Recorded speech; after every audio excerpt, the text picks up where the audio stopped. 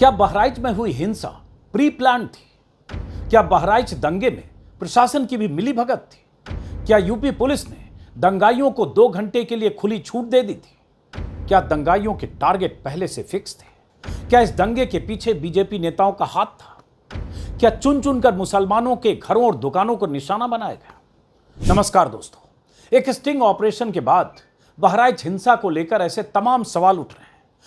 इस sting operation में हुए खुलासे के मुताबिक दंगाइयों को सब पता था किसकी दुकान जलानी है, गाड़ी के किस शोरूम में आग लगानी है, किस शोरूम का असली मालिक मुसलमान है, किस घर में तांडव मचाना है, किस अस्पताल को तहस नहस करना है, किस दुकान, मकान या अस्पताल का रिश्ता किसी मुसलमान से है। मानो जैसे हिंसक भीड़ को टारगेट की एक लिस्ट थमा दी गई थी। एक स्टिंग ऑपरेशन के जरिए यह खुलासा किया गया है दैनिक भास्कर की तरफ से। दैनिक भास्कर की पड़ताल में पता चला कि पहली बार हिंसा वाले इलाके में पुलिस फोर्स की कमी थी, पीएसी भी नहीं थी, मजिस्ट्रेट की भी तैनाती नहीं थी। हिंसा में जिस रामगोपाल मिश्रा की हत्या हुई उसके पीछे की कहानी क्या है? आखिर क्यों रामगोपाल मिश्रा अब्दुल के घर में ही हरा झंडा हटाकर भगवा लगाने पहुंचा? इन सब बातों का दैनिक भास्कर के स्टिंग ऑपरेशन में खुलासा किया गया है। इस खुलासा के बारे में आपको बताऊं उससे पहले आप ये भी जान लीजिए कि हिंसा वाले क्षेत्र के बीजेपी विधायक सुरेश्वर सिंह ने अपनी पार्टी के ही लोगों पर दंगे का जिम्मेदार होने का आरोप लगा दिया है। बीजेपी के ही नेताओं पर मुकदमा दर्ज करा दिया है। दैनिक भास्कर की पड़ताल के मुताबिक सुरेश्वर सिंह वो विधायक हैं जिनके इशारे पर बड़े बड़े अधिकारी काम करते हैं। दैनिक भास्कर के इस खुलासे के बाद हड़कंप तो मचा है, लेकिन किसी के खिलाफ कोई कार्रवाई होगी क्या? सवाल ये भी है कि दंगों की कमान किसके हाथ में थी? कौन चाहता था कि दंगे हों, मामला बेकाबू हो, ताकि सियासी रोटियां सेकी जा सके? और हुआ यही। यूपी के पूर्व मुख्यमंत्री अखिलेश यादव समेत विपक्ष के तमाम नेताओं ने यही तो आरोप लगाया है कि रामगोपाल मिश्रा की हत्या के बाद जो कुछ हुआ, जिस ढंग से दंगे हुए, जिस ढंग से दंगाइयों को खुली छूट दी गई, जिस ढंग से घरों, दुकानों, मकानों को आग लगाया गया, ये सब सुनियोजित था, प्रायोजित था, क्योंकि इसका सियासी फायदा लेना था। और इन सब के पीछे बीजेपी थी। यह विपक्ष के तमाम नेताओं के आरोप हैं। दैनिक भास्कर के रिपोर्टर शुभम श्रीवास्तव के इस इन्वेस्टिगेशन में उपद्रव करने वाले इन 2 लड़कों ने कबूल किया है कि पुलिस वाले 2 घंटे के लिए हट गए थे। इन उपद्रवी लड़कों ने भास्कर से यहां तक कहा कि लोगों ने गद्दारी न की होती तो महाराजगंज खत्म हो गया होता।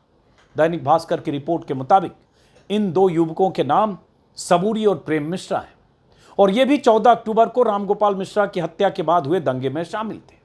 इन लड़कों ने भास्कर के हिडन कैमरे पर माना है कि पुलिस वालों ने इन्हें 2 घंटे का वक्त दिया था।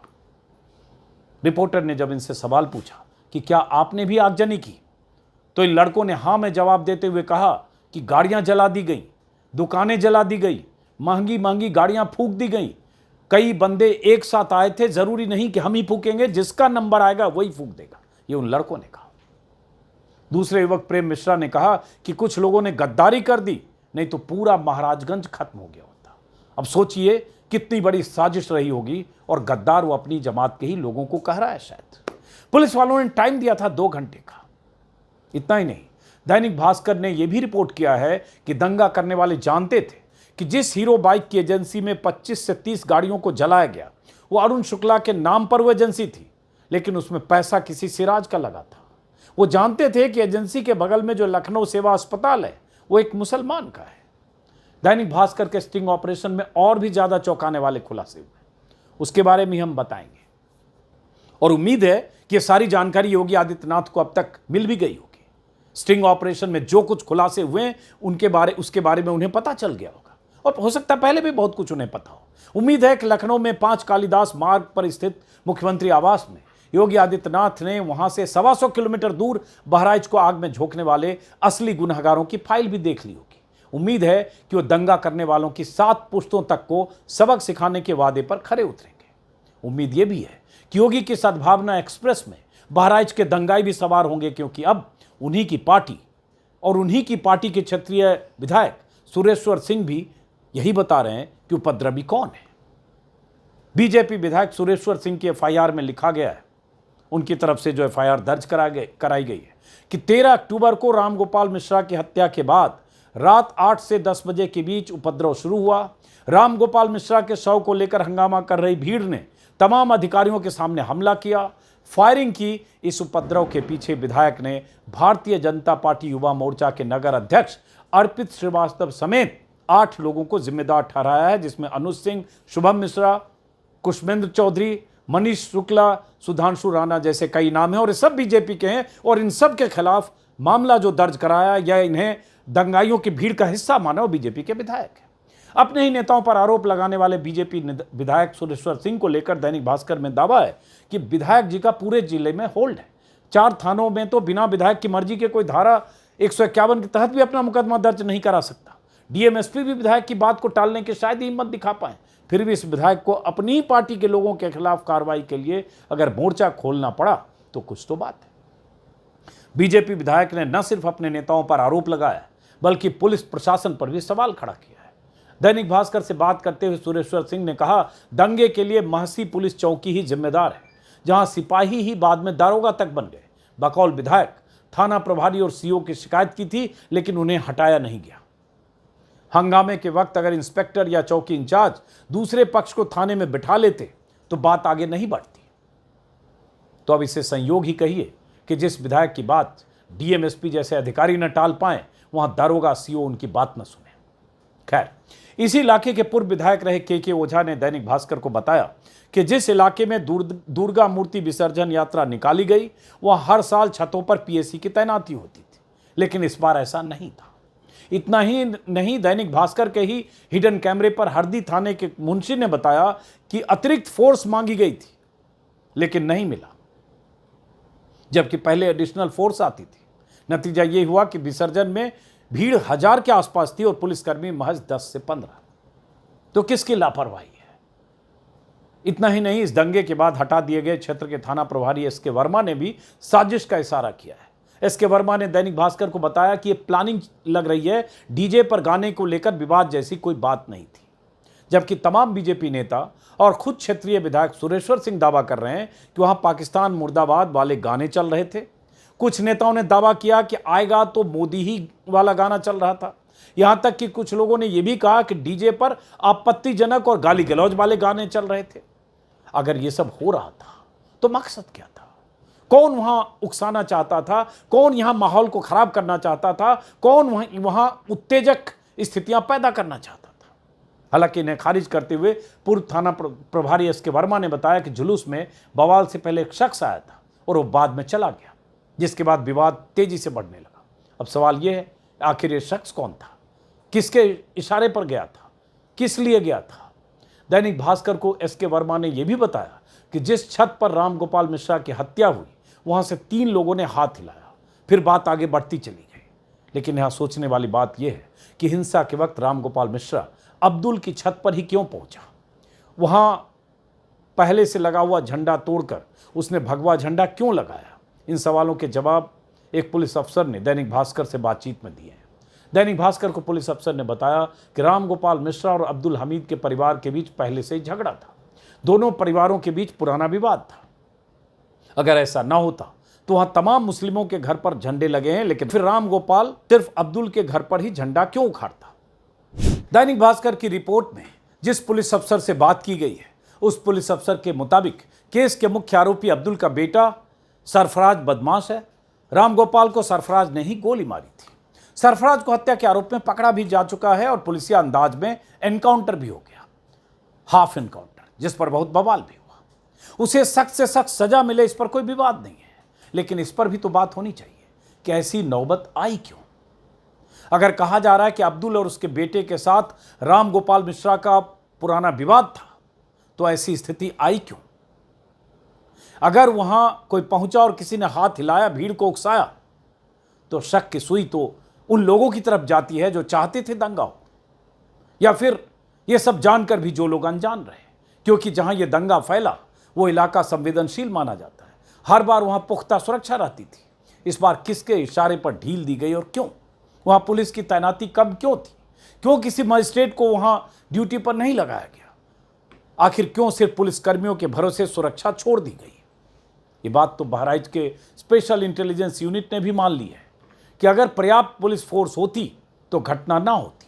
देखें तो इंटेलिजेंस फेल्योर का भी मामला है, जिसमें सीधे तौर पर आला अधिकारी शक के घेरे में है। हरदी थाना प्रभारी रहे एसके वर्मा और सुरेश कुमार वर्मा ने आला अधिकारियों को पत्र लिखकर डेट सेक्शन पीएसी और पैरामिलिट्री फोर्स भेजने की मांग की थी, लेकिन साहब लोगों ने गौर नहीं किया और उसका नतीजा हम सब ने देखा। और जब कार्रवाई की बात आई तो अब तक एसओ, सीओ, तहसीलदार के बाद एएसपी को हटा दिया गया है, लेकिन बड़े अफसरों पर एक्शन लेने की बजाय अभी तो नीलबटा सन्नाटा है। हम जो कुछ आपको बता रहे हैं वो दैनिक भास्कर के इन्वेस्टिगेशन और मीडिया रिपोर्ट्स के हवाले से है, जिस पर बहराइच की एसपी वृंदा शुक्ला ने पुलिस फोर्स की कमी की बात तो मान ली है, लेकिन पुलिस को 2 घंटे की छूट वाली बात को सिरे से खारिज किया। ठीक उसी तरह जैसे राम गोपाल मिश्रा की हत्या के बाद सोशल मीडिया पर अफवाहों की बाढ़ आ गई थी। कोई कह रहा था 36 गोलियां मारी गई, कोई कह रहा था पेट फाड़ दिया गया, कोई कुछ कह रहा था, कोई कुछ कह रहा था, और सब कुछ सोशल मीडिया पर जिसे जो मर्जी लोग लिख रहे थे। कई बीजेपी नेता तो कई कदम आगे निकल गए। पत्रकार से विधायक बने एक बीजेपी के नेता ने ग्राउंड रिपोर्ट के लिए पहुंचे पत्रकारों की लिस्ट ऐसी सोशल मीडिया पर वायरल की और उसमें हिंदू मुस्लिम खोजना शुरू किया कि ये पत्रकार मुस्लिम है इसलिए उन्होंने ऐसी रिपोर्ट की। लेकिन बहराइच पुलिस ने वक्त वक्त पर अफवाहों का खंडन भी किया और चेतावनी दी कि इस तरह की अफवाहें नहीं फैलाएं। पक्ष और विपक्ष जमकर इस मुद्दे पर सियासी गोते लगा रहे हैं। और अब दैनिक भास्कर के इस खुलासे के बाद विपक्ष ने बीजेपी के सामने सवालों की झड़ी लगा दी है। समाजवादी पार्टी के मुखिया और अखिलेश यादव ने बीजेपी पर प्रहार के साथ साथ भाजपा पर तीखे हमले किए हैं। अखिलेश यादव ने बीजेपी पर सत्ता के लिए देश में भाईचारे के बीच दंगा कराने की साजिश का आरोप लगाते हुए कहा है कि बहराइच हिंसा में हो रहे खुलासे से बीजेपी मुंह दिखाने लायक नहीं रही। अखिलेश ने तंज कसते हुए कहा है कि भाजपा के वोटर भी उसके साजिश से शर्मिंदा है, क्योंकि वो भाजपाइयों से ही दंगा कराकर उन्हें फंसा रही है, जैसे बहराइच के महासी से बीजेपी विधायक सुरेश्वर सिंह ने भाजपाइयों पर ही केस दर्ज कराया है। वही कांग्रेस के राज्यसभा सांसद इमरान प्रताप गढ़ी ने दैनिक भास्कर की रिपोर्ट का जिक्र करते हुए सोशल मीडिया एक्स पर लिखा है कि ये बहराइच के दंगे की सच्चाई है। क्या अब भी कोई शक है कि यह दंगा प्रायोजित था? बहुत सारे लोग लगातार दैनिक भास्कर की रिपोर्ट के हवाले से सोशल मीडिया पर लगातार लिख रहे हैं। आम आदमी पार्टी के राज्यसभा सदस्य संजय सिंह ने भी इस खुलासे पर कहा कि बीजेपी आपके बच्चों के हाथ में रोजगार की जगह सिर्फ बम और बर्बादी दे सकती है। 13 अक्टूबर को जब विवाद बढ़ा, हंगामा हुआ, 14 अक्टूबर को दंगे के बाद से अब तक इस केस में काफ़ी बातें निकलकर सामने आ गई हैं, जिस पर सूबे की सियासत भी खूब हुई और सरकार भी चौतरफा फंसती नजर आई। चाहे वो आरोपियों के हाफ एनकाउंटर पर हुआ बखेड़ा हो या फिर बहराइच में बुलडोजर एक्शन शुरू होने से पहले सुप्रीम कोर्ट की चेतावनी, दोनों ही मुद्दों पर कहीं न कहीं सरकार को बैकफुट पर जाना पड़ा। बहराइच हिंसा के मुख्य आरोपी अब्दुल के बेटे सरफराज और तालीम के हाफ एनकाउंटर पर यूपी समेत देश भर से विरोध की आवाजें उठी। कहा गया कि अगर कोई अपराधी है तो उसके लिए सजा का प्रावधान कानून की किताबों में दर्ज है, उसे सजा अदालत दे। अदालती कार्रवाई के दौरान तमाम पक्ष विपक्ष की सुनवाई के बाद अदालत के पास, जज के पास ये हक है कि जो मर्जी सजा दे कानूनी प्रावधान के मुताबिक। लेकिन योगी की पुलिस जिस ढंग से एनकाउंटर करती है वो साफ साफ कानून की धज्जियां उड़ाने की तरह है। अखिलेश यादव से लेकर ओवैसी जैसे तमाम विपक्षी नेताओं ने इस मुद्दे पर सरकार की घेराबंदी की, जिसके बाद यूपी सरकार ने एनकाउंटर की गाइडलाइन जारी की है, जिसके मुताबिक, हालांकि इस एनकाउंटर की गाइडलाइन का पालन कौन करेगा जब ऊपर से ही निर्देश है कि राम नाम सत्य कर दो, ऊपर से ही जब बुलडोजर एक्शन से लेकर हाफ एनकाउंटर का निर्देश है, तो क्या होगा पता नहीं। लेकिन फिलहाल जो गाइडलाइन है उसके मुताबिक एनकाउंटर के बाद शूट आउट साइट की वीडियोग्राफी जरूरी है। एनकाउंटर में मारे जाने पर परिजनों को तुरंत खबर करनी होगी। एनकाउंटर में मौत पर पोस्टमार्टम 2 डॉक्टर करेंगे। पोस्टमार्टम जिसकी वीडियोग्राफी होगी। शूट आउट में इस्तेमाल हथियारों को जांच के लिए सरेंडर करना होगा। एनकाउंटर वाली जगह पर फॉरेंसिक टीम जांच करने जाएगी। एनकाउंटर की जांच शूट आउट वाले इलाके की पुलिस नहीं करेगी। अपराधी से बरामद हथियारों का भी बैलिस्टिक परीक्षण जरूरी होगा। एनकाउंटर में शामिल अफसरों से 1 रैंक ऊपर के अफसर जांच करेंगे। तो ये तो सुनने में, पढ़ने में बहुत अच्छा लगता है। और ऐसी कई गाइडलाइंस, कई निर्देश पहले सुप्रीम कोर्ट की तरफ से दिए जा चुके हैं, लेकिन यूपी में होता क्या है ये सब दुनिया जानती है, आप देखते रहते हैं। बशर्ते इस एनकाउंटर के बाद क्या हम उम्मीद करेंगे कि इस गाइडलाइंस का पालन होगा, या सिर्फ कहने के लिए कह दिया गया और उसके बाद होगा वही जो आप देखते रहे, जो लगातार होता है। कहीं पुलिस किसी अपराधी को या किसी गुनहगार को या किसी आरोपी को पकड़ती है, और कहीं ले जाकर जिस ढंग से उसे दौड़ाकर उसके पीछे दौड़कर एनकाउंटर करती है, हाफ एनकाउंटर और फुल एनकाउंटर के नाम पर जो पुलिसिया खेल चल रहा है, उसकी तस्वीरें, उसके वीडियो, उसकी कहानियां लगातार आती रहती है। हालांकि अगर बात एनकाउंटर की हो रही है तो योगी राज से ज़्यादा एनकाउंटर पहले भी हुए, मुलायम सिंह के दौर में भी हुए। 29 अगस्त 2003 से लेकर 13 मई 2007 तक मुलायम के राज में डकैत, निर्भय, गुजर समेत 499 अपराधी एनकाउंटर में ढेर हो गए थे।